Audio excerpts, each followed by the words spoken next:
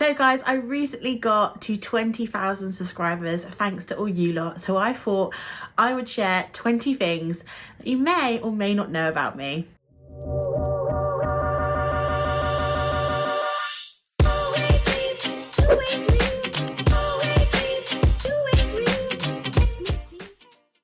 So hey guys, it's Becky and welcome to my channel, and thank you so much for joining me on today's video. Don't forget to subscribe, like and leave me a comment down below. Maybe you can give me a fact about yourself that I may or may not know.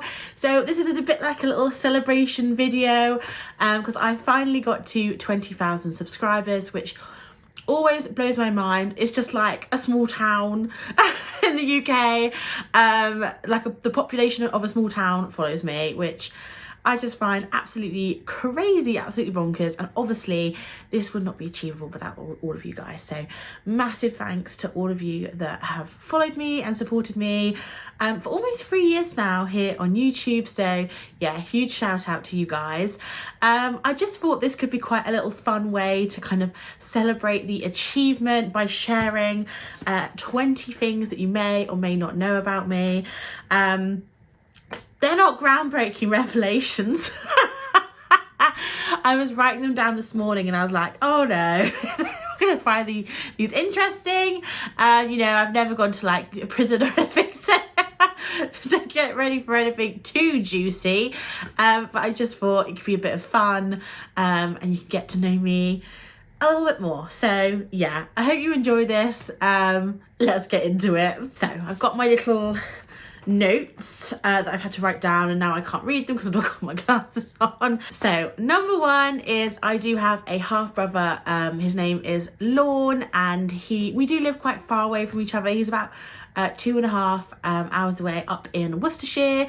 So we don't see each other too much, but he's actually coming down today, which is why he is number one on the list. And he is married to Kerry, my sister-in-law. And yeah, very excited to see them today. You might have seen my brother in my house renovation videos. He came down and helped me build a lot of the furniture, especially my chest of drawers in my bedroom. So big shout out for Lauren for doing that. And they cleaned all my like carpets and everything in the house. So yeah, you might have seen them in the house renovation videos, but I think they're the only videos you would find them in. So that's my my half brother and sister-in-law. And then fact number 2 relates to Lorne. Because of our age difference, I was actually an auntie before I was even born. So my brother had his daughter before I was born. It's all quite complicated, guys.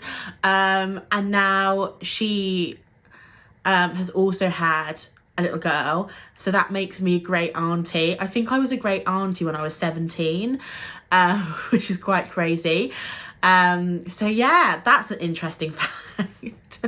Yeah, so I was an auntie before I was even born, and yeah, I was a great aunt by the time I was I think 17 or 18. Number 3, I am dyslexic. I was diagnosed I think in junior school. I've always had a big issue with spelling. Spelling is a really tricky one, but I've recently kind of discovered as well a lot of other kind of symptoms or traits of someone that's got dyslexia, and I'm like, oh yeah, that makes a lot of sense. A lot of times I kind of stumble through sentences. I sometimes can just go on a massive ramble just trying to explain things. And that's apparently a dyslexic thing. Just lots of other things as well that kind of go along with that. I did have like support in junior school. I don't know how much that's really helped me. To be honest, nowadays, now with technology and stuff, I usually use voice to type. If ever there's a word that I can't spell, I'll use that feature. And as well, I struggle with like pronouncing words, and that's something that sometimes people on YouTube in the comment section, I always get comments like, oh, you didn't say that right. It's because I'm dyslexic, so way to go on your comment. Number 4, this section is all about pets. because I was like, 20 things, 20 facts about me that people don't know is quite difficult. So we do have a pet section. Is this cheating? I don't know, but it's my own game, so I make up the rules. My first pet was a hamster called Fluffy. She was a little girl and I loved Fluffy so much. She was such a good hamster. She was really, really cute. She's really chunky. She loved going around in her little ball. She had this little like ball that she'd go around in the kitchen. She was very friendly. She loved to be held and like played with and cuddled, and she was a fantastic first pet. We then, for whatever, I don't know why I wanted these hamsters, but then I decided I wanted Russian dwarf hamsters because they were cute and tiny, but they were rubbish pets. Just stick with a Syrian hamster. The dwarf hamsters weren't friendly at all, and they escaped from their cage and we never saw them again. Like, they were gone. So and then also it's funny how you write the facts down, but then you're like, oh, also we had all these pets as well that I can remember. My dad also had a pair of lovebirds. They were called Starburst and Skittle. Lovebirds are so pretty, but they also escaped. We had them for quite a while before they, I don't even know what happened. I think there was just like a malfunction with the cage and the door like opened and they just flew away. So but they used to sing really like prettily. They were really, really pretty birds. But then as for my pets, I then got 2 rabbits named Cheeky and Charlie. Charlie was named after, of course, Charlie from Busted. You can kind of guess what time that was. And then Cheeky, I think, was like Cheeky Girls, but also Charlie and Cheeky. We loved alliteration as a child. So I had those 2 rabbits. They were Rex Velvet rabbits, but like a special breed of rabbit. We thought they were going to get along and they hated each other with a passion. So we could never like put them in the run together. Because Charlie obviously wanted to get with Cheeky, and Cheeky wanted none of that. She was like, get away from me. So that was great. And then this is now my 6th fact. I always wanted though like a proper pet. You know, I wanted a cat or a dog. And I think it was for my 18th birthday. That's when we decided to get a cat. My first cat. We got a kitten off Gumtree. I look back now and I'm just like, oh. But you know, you do these things at the time because it was just, you know, that's what life was like. And it was a little black and white tuxedo cat. I'll try and put pictures in throughout this so you can like see what things I'm on about.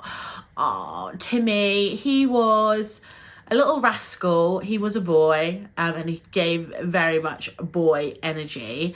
My dad, it ended up kind of being my dad's cat because him and Timmy just really got on. I think it was just boy energy. Timmy used to go out every night prowling around. He always used to get up to trouble. Oh God, he ended up on my neighbour's roof one time, and my poor dad had to go up this huge ladder on someone's roof to get the cat down, and it was really scary. He's been stuck on top of trees, all sorts, but he eventually, we think a fox attacked him, because unfortunately we got a call one day from the vet and it wasn't good news. So that was really, really sad. We were all really, really upset. Because it was just, we only had him maybe for 3 years, but he was quite a small cat. He did have a heart murmur, and I think he always thought he was bigger than he was. So we do think there was an old, because we've got, obviously my parents live in the New Forest, so there's a lot of like foxes and stuff around, and yeah, we think something happened, and yeah, that's what happened. So that was really, really sad. And then a month or so later, like we did wait a little bit, but like me and mum were just like, oh, we miss having a cat. And we were like, we're just going to go to the Blue Cross. We're just going to go to the Blue Cross, have a little look. You're not actually apparently meant to go and look at the cats. But they did let us in to have a little look, and that's where we met Opal and Cassie. That was a whole drama getting those two cats as well, and their backstory is a little bit iffy. We have a feeling that they put Cassie with Opal because Cassie was going to be a hard cat to rehome. She was very, very shy. She wouldn't come out of her like carrier, whereas Opal was really, really friendly, really, really pretty. Like, you've seen Opal, she's this gorgeous cream cat with blue eyes. So I guess they just assumed that, yeah, that would make Cassie a lot easier to rehome. We do not think they knew each other. They don't get on. I just don't know why they were put together. It doesn't make any sense. And then they told us that we could give back Cassie if it wasn't working out. We were like, no, they're our cats. We're gonna deal with it. They're fine now. They don't they still don't like each other, but they like mutually, they both waved the white flag, I guess. But yeah, that's all the cat stories. My favourite subject in school, of course, was art. I've always loved art. I've liked painting and drawing.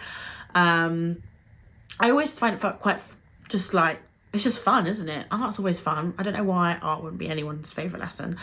I also really liked IT when I was in secondary school. While I was never into coding, I always was quite good at like PowerPoints and messing around kind of like on Photoshop, more like the creative side of IT, ICT, whatever you wanted to call it. And I ended up getting an A star in my GCSE for IT. I think I was like 2 points off 100%. So there we go, guys.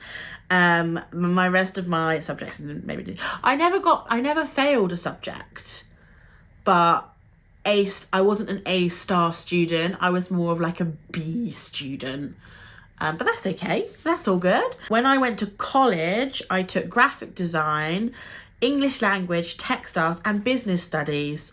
I took business studies because my dad said I needed to take a proper subject in case, I don't know what. I don't know what. In case I never did something with any of the creative subjects. Graphic design was okay. I hated textiles. I loved textiles in secondary school because it was technical textiles, and that's the one thing I learned was there's technical textiles and then there's creative textiles, where it's like doing creative things with fabric, which I didn't get at the time, so I didn't understand why I wasn't succeeding in that class. So that was a whole thing. So I look back now and I'm like, I would have been fine now if I knew what I was doing wrong, but yeah. Anyway, English language was probably my favourite subject out of all of them. But again, because I was dyslexic and I wasn't very good at spelling, I didn't get the best grade. But I enjoyed all the theory and everything around that. And business studies, obviously, I dropped that going into the second year. I then also took a foundation in art, which was like your third year of college, that kind of bridged the gap between college and uni, especially if you were doing an art subject. A lot of students did a foundation in art, and it meant as well you could explore the other kind of like categories subjects. So there was art, graphic design, textiles, and I think we also had like an art history portion. It was really great. I really loved my foundation art because I could just kind of mess around a bit. It was just kind of like a year of fun. And then when I was growing up, I always wanted to work in fashion. That was a big one. I always thought I was going to be a fashion designer. Like, you look back now and you think, oh, I was a little bit delusional. But yeah, I always wanted to be a fashion designer. I had these like books which had like not naked models, but you know what I mean, and then you would draw the clothes on them and colour them in. I love doing that, but I think when you're young, you don't really know the reality of that and a lot of other things. I also always wanted to be a teacher. I just think for me, teachers just aren't paid enough for what they do. And also when you look into progression in salary, like it's just not there. I think that's why I always wanted a career like in the private sector, because you can, if you work hard, you can move around a lot and you can make your salary like grow quite considerably. But when you work in the public sector, there are the bands, and the salary is the salary. Like even if you work really hard, like you kind of have no reward for doing so, and I really don't like that. And I just think it's, you know, it's not a great system in general. So that is one of the reasons why I never went into teaching. We do have occasionally like schools come in for a day, and they always say to me whenever I'm like helping the kids out when we have our like agency open days, and they're always like, oh, you'd make such a good teacher. And I'm like, thank you. I know I probably would do, but also you guys don't get paid enough. So yeah, maybe one day, like if I ever want to leave advertising, I do know a lot of people that leave advertising tend to go on to teaching, just part-time sometimes. So that's definitely an option for the future, which I wouldn't say no to, but I just think at the moment I like having my career. So now we're going on to driving. We've gone through college. It took me 4 attempts to pass my driving test. I would just say, if you are looking to pass your driving test, if you're learning to drive, don't let a regular person teach you.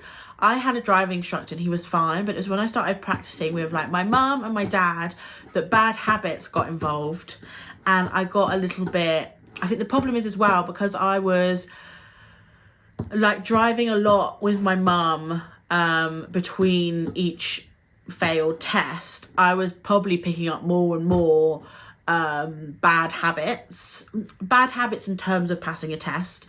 It's like one time, when I was at a roundabout, rather than coming to a complete stop, I was just really slowly creeping at the roundabout, which I would do now because that's just how people drive. But the instructor slammed his brakes on and failed me instantly because he thought I was going to go. And I was like, I wasn't going to go. So I would just really suggest just learning with a driving instructor and like trying not to practice too much with family and friends, because I think they do like pass on like bad habits to you. But yeah, finally passed for 4th time's the charm. And then my first ever car was a Morris Minor. I've always wanted a vintage car. I used to be really into like vintage retro 60s and 70s type stuff. And my dad has always wanted a vintage car as well. And basically I'd saved up half of my birthday money and Christmas money for my entire life. So I had about, I think like $2,000 saved to buy my first car. Found this one on Gumtree, an obsession with Gumtree, over in Eastleigh, which is like crazy that something was so near. And it was fun. Like it was fun to have for maybe a year. The thing is, we're not a technical household. I don't know anything about engines and no one in my family does. So if anything had ever gone wrong with that car, I'd have been screwed. And also I just didn't maintain it. I didn't look after it. So it was fun for a while, but also it had no power steering. Like it wasn't a new, it was an old car. It looked great, but it was hard to drive. There was no power. It was like driving a tank. It was a heavy car. It was a slow car. But yeah, it was fun to have it when I had it. But then I ended up getting a Peugeot, I think 107. It's like the same car that I have now, but I have a different colour now. I ended up getting that as a second car. I know, crazy. 2 cars when I was like 18, because the Morris Minor ended up being more of like a family car, a family project, and then none of us used it. So I ended up selling the Morris Minor and just sticking with my Peugeot. I would just, if you're going to go for a vintage car, you have to know how to look after it. You have to know about the engine and have that kind of mindset and enjoy doing that kind of thing. So yeah, I wouldn't get a vintage car, I don't think, ever again, but it was really fun to have the experience. Oh, my first job was in Next and I hated it. The managers were horrible, awful people. I'm not going to go into too many things, but they were just not very nice to me. I think they just kind of like took advantage of me. They didn't manage me very well. Yeah, I just hated working there. And I wish I had looked for another job. It was very hard for me to get the job originally because it was at a time where there were just no Saturday jobs available. So getting any form of job was really hard at the time. Now I could get a job anywhere. You know, if you're a young adult, I feel like everywhere's hiring. They can't get staff. So yeah, I wish I would have just gone and looked for a new job because I would have had experience, but I just never did. So that's one thing I wish I'd done at the time, was looked for another job. Then when I went to, so that's number 12. I'm going to switch these two around so it's easier to talk about. Number 13, I went to University of Creative Arts in Farnham. Didn't like that either. I wish I'd gone to a city. I ended up applying for 4 graphic design courses and this one advertising course randomly in UCA. I wish I had looked into more advertising courses. I wish I'd maybe waited another year and then applied for multiple advertising courses in other places, to like, rather than stuck with Farnham. Farnham is not one of the best advertising courses out there, and I do wonder if I would have been better off going to other uni. Obviously I'm fine now that I've been in the industry for many years, but I do wonder, like, would have things been easier? Would I have enjoyed it more? Would I have thought it was better value for money? It makes me sick looking at my student loan, guys. It makes me sick. I couldn't believe how much I owe, and the interest rate, it's disgusting. Don't look at it because it will make you angry. Yeah, part of me regrets going to uni just because I didn't enjoy it, and it was so much money. But then at the same time, if I hadn't have done it, I wouldn't be where I am now. So I could have got to where I am now, but would I have got to where I am now is something I'll never know. When I was at uni, I had a couple of jobs. So number 14 fact here is I worked at WH Smith in Aldershot. It was an interesting job. It was a pretty easy job. It was quite a quiet store. A lot of lotto tickets in Aldershot. And the problem is as well, and I think these people did it on purpose, they would come in with a stack of lottery tickets, and we would have to like keep track of how much they had won on these tickets to then give them the payout. And me and this girl, I think, what was her bloody name? I think it was Maddie or something like that. We struggled so much, and like the till at the end of the day was always be wrong. We'd always have given too much money with the lottery tickets, and they were always the things that got us, because these people would come in with so many tickets, and I think they did it on purpose to trick us. So I don't know. That was the one thing that wasn't great about that job. But yeah, it was pretty quiet. Also, they always had like lots of like magazines that went out of date, and we got to keep any magazines that we wanted because they would just get destroyed. There was a lot of like freebies from that job, like old stock, and if anything went out of date, we just put it all in the staff room. So one time we just had like an abundance of salt and vinegar crisps in the staff room that just got out of date. So yeah, it was a fine job. Just a bit of extra pocket money, I suppose. But I only stayed there for a year just because obviously when you have a uni Saturday job, they want you there over Christmas when, you know, you want to go home. So I think I was only at Smith's for maybe a year, and then I got a job. This is number 15. Fact 15, I got a job at Costco as a sampler. This was a fun job. I will not lie, guys, I enjoyed being a sampler at Costco. I like food. Is that a shocker to anyone? And basically you would prepare whatever food that you were on, and just, yeah, sample it out. Sometimes it would be apples. Cheese was another one that was quite popular. I did pizzas, chicken nuggets, Lindor chocolates, oh god, all sorts of things. And yeah, it was a great job. It paid quite well. I had to do a food hygiene course, and there was lots of like paperwork you had to fill in. It was a 0-hour contract thing as well, but I never had any issues getting shifts. And when I finished uni, I continued doing that back in the Southampton store. So I was in the Fareham store during uni, and then I went to the Southampton store after uni, and I worked there for a little bit. And to be honest, they were always great. Like, they were like, if you ever want to come back and keep doing them, then let us know.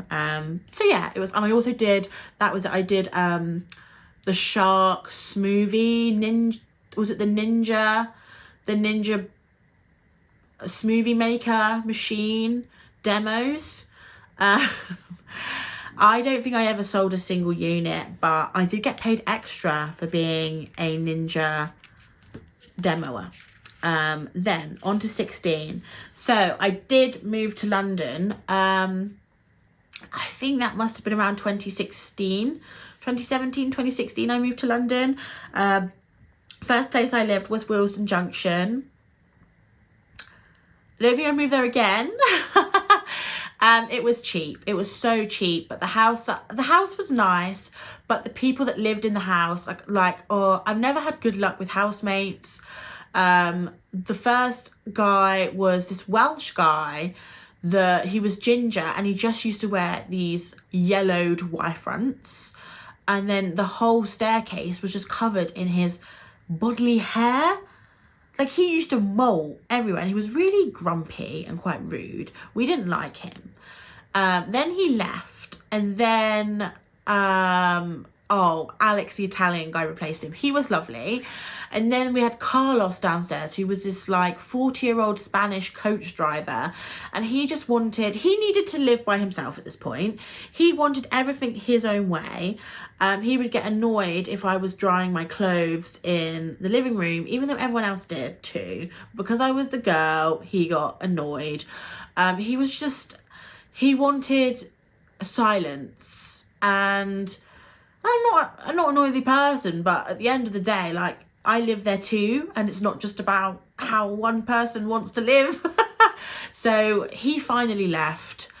The room downstairs remained empty for quite a while, and then we ended up having this guy oh my god, I don't really want to go into it too much, but he stopped paying rent to our landlady, and our landlady was a really nice person. I really felt sorry for her in this situation. He kept putting the heating up to 30. I had a chocolate bar on my bed, and it melted. It was liquid chocolate when I got home, because he would do his washing every day. He would wash yesterday's clothes the next day, and then he would want to dry them on the radiator at 30 degrees. It was ridiculous, and obviously our gas bill was disgusting, and we'd come home and turn it down, and he would leave angry messages on WhatsApp. Like, it was a whole mess. So I think I stayed there for a year, a year too long, and then I moved to Bermondsey. I loved Bermondsey. Yeah, I love Bermondsey so much. I would move back to Bermondsey in a heartbeat. And I met JP, I literally think like the week I moved in there. So JP obviously visited me in Bermondsey a lot, and he also really likes Bermondsey too. So I would 100% move back to Bermondsey, like at a drop of a hat. I loved Bermondsey so much, we both did. I started YouTube when I was in Bermondsey, so I started that during the first lockdown. I think it was May when I uploaded my first video. I think my first video is still up. It was a Charlotte Tilbury video. I originally thought I was going to go down beauty YouTube, I love makeup. I've loved makeup for a really long time. But I think the beauty YouTube space is very, there's just so many people doing that content, and I don't think there's that many people watching it anymore. I do watch a lot of beauty YouTube still, but I think a lot of that love has moved over to TikTok. But when I posted my first ever clothing haul, that's when I started seeing a lot of traction. So yeah, that's what I started to focus on, the plus size fashion, because that was I always loved clothes as well. They normally go, makeup and clothes normally go hand in hand. So yeah, so I started in May 2020 and here we are. And then my number 18 fact is I film on my iPhone. Apart from the first couple that I filmed on my webcam. Like, what was I thinking? So Y2K. I film on my iPhone, and I edit on iMovie. I like to keep things lo-fi. I have tried filming on an SLR digital camera that I had from years ago, and it's just overcomplicated for me. With those types of file sizes, my computer can't handle it. You then have to start using expensive, complicated software, and I don't want to do that. You guys know that I work full-time, so filming on my phone, it's so easy to transfer the footage to my laptop and then iMovie. While it's not like I'm not doing some sort of like crazy editing masterpiece, it really does do the job, and there's lots of little tricks and stuff that you can do on there. But with the kind of content that I make, it is quite vloggy, quite it's just simple content, and I think you guys like that. I like making it, so I'm still using the same tripod I bought in 2020, which is just off Amazon. I think it was like 15 quid. And yeah, this is just the way I like to do things. Sometimes my lighting is rubbish and I'm considering maybe buying some lights, but I don't know where I'm going to put them, and I don't want to turn my house into a studio because it's my house, I live here. So those are the kind of things that go through my head. Like sometimes I know my videos can be a little bit dark, but also it's just life. It's just reality of filming in the winter. So there we go. I used to be an emo kid. That is my 19th fact. Yes. I used to be an emo kid, lots of winged eyeliner, skinny jeans, studded belts, crazy hair. I loved My Chemical Romance, and all those other, like Taking Back Sunday, AFI. I loved all that kind of music. Like nostalgically, I like the music that I listened to back then because I listened to it back then, so it's very nostalgic for me. But I've definitely moved away from that kind of well, clearly. My mum was right, it was a phase. And yeah, it was what it was. It's funny. There's probably some funny photos I'm putting on the screen now. And kind of coming from that, I used to be really into going to festivals. I loved festivals. I went to Reading, which is like the Reading and Leeds Festival. I went to the Reading one quite a few times. I also went to Isle of Wight a few times. Me and Mum went to one together, and it was the Year of the Mud, and it was horrific and it stank. And we also did Camp Festival as well. So yeah, festivals used to be quite a big part of my life. I'm just not that into it anymore. I would rather, the amount that festivals cost nowadays, I would rather go on holiday. Yeah, I think I would love to do Glastonbury one year just to say that I've been to Glastonbury, but I would be going full glamping. I would be in one of the little pods, the little cabins. I don't want to be camping. And that's just where I am in my life right now. But I hope you found this video interesting. I hope I didn't rabble too much, but I probably did. And yeah, nothing too revelational, but I thought it would just be a fun video to do to celebrate getting to 20,000 subscribers. How amazing. So huge thanks to every single one of you that have subscribed and supported me. For those that have thumbs up my videos, left a comment, and yeah, just always been around. Thank you so much for watching me for all these years. And if you haven't subscribed, then don't forget to, and leave me a comment down below letting me know something about you that I may or may not know. And I'll see you, of course, all very, very soon. Bye.